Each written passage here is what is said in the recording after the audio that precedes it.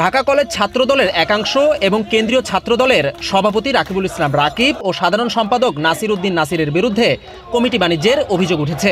এরই জেরে প্রতিবাদে রাস্তায় নেমে বিক্ষোভ করেছে বঞ্চিত নেতাকর্মীরা।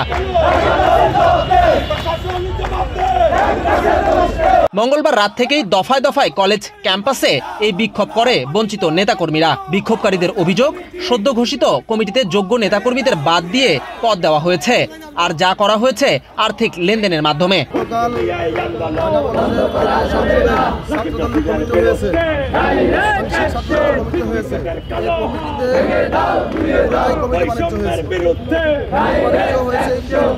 এইভাবে অন্যতম যারা ছাত্রদল কর্মী এবং ছাত্রদল আছে দীর্ঘদিন রাজপথে থেকে হামলা মামলা শিকার হয়েছে এবং যারা সক্রিয় হাসিনার পালন করছে তাদের কমিটিতে না রেখে তারা ছাত্রলীগের গুন্ডাদের দিয়ে কমিটিটা দিয়েছে এবং বিপুল পরিমাণের অর্থ বাণিজ্য হয়ে এই কমিটিটা অনুমোদন দিয়েছে। আন্দোলন সংগ্রামে ম্যাডামের হাসিনা থেকে শুরু করে অবৈধ পাতানো নির্বাচন যেই আন্দোলনগুলি হয়েছে সবগুলোতে আমরা সক্রিয়ভাবে অংশগ্রহণ করেছি।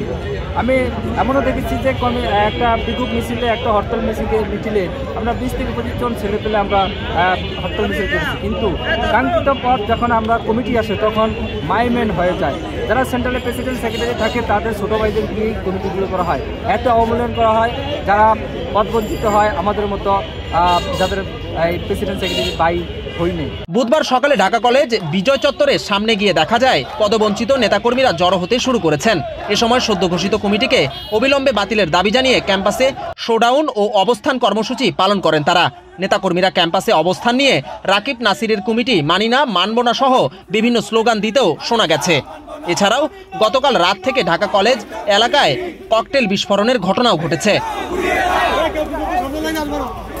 বিক্ষোভকারীদের দাবি, সদ্য প্রকাশ হওয়া কমিটি বিলুপ্ত করে পূর্ণ বিবেচনা করতে হবে। কমিটি সাইন করে 24 তারিখ দুপুরে কমিটি প্রকাশ করছে। কমিটি সাইন করে তারপরে বেলা 11টার দিকে কমিটি প্রকাশ করছে। এখানে অনেকটা গীতের বাদ দিয়ে নির্যাতন, গুম, আন্দোলন তাদের বাদ দিয়ে একটা কমিটি করেছে এবং তাদের লোক দিয়ে কমিটি করেছে। আমাদের এই আন্দোলন সংগ্রাম দেখে এক পক্ষ নাসির রাকিব কমিটির লোকজন এরা সহ্য হচ্ছে না, তারা আমাদের দমনের জন্য বিভিন্ন ধরনের ক্যাম্পাসে তারা পুলিশ নিয়ে আসছে ক্যাম্পাসে এবং গতকাল 8টা 10টার মতো ককটেল বিস্ফোরণ করছে আমাদের উৎখাত করার জন্য।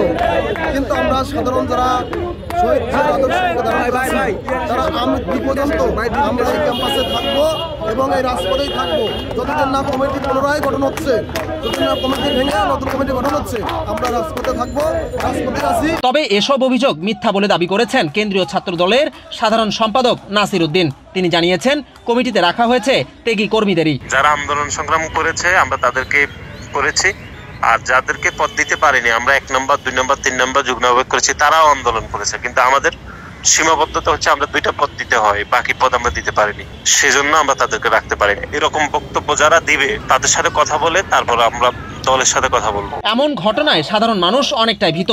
এমন অবস্থায় সুষ্ঠু পরিবেশ দাবি করেন সকলে। বিজন কুমার, বাংলাদেশ প্রতিদিন।